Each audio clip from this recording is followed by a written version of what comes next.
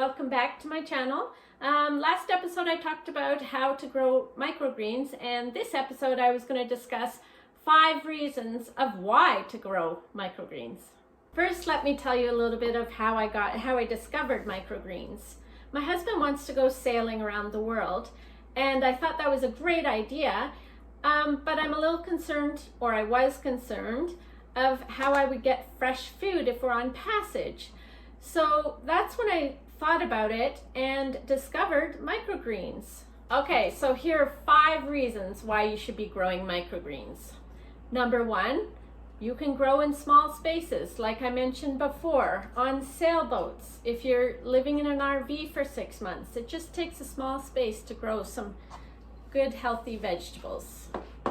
Number 2, it's a great way to add extra nutrition to every meal. You can use microgreens in almost every dish you eat. You can just cut this off, add it to soups, pastas, main dishes. They're great in sandwiches, add it to salads, wraps. Number 3, you get fresh greens in under 2 weeks. Number 4, it's a great way to get kids involved in the growing process. They can plant the seeds, water them, and then a bonus is, my son sometimes comes home from school, he'll take the scissors, cut off a little bit, and he'll eat them. It's a great snack.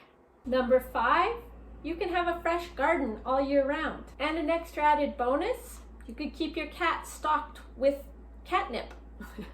I've been asked in the comments to put links of where you get the materials. So down below, I will put links of where I found the materials for the microgreen trays and the lights if you don't have a sunny bright window. And I'll put the links to Mum's Seeds from Saskatchewan. Cheesecloth you can get at any Dollarama even. Thanks again for watching this video, and let me know if you have any questions in the comments below.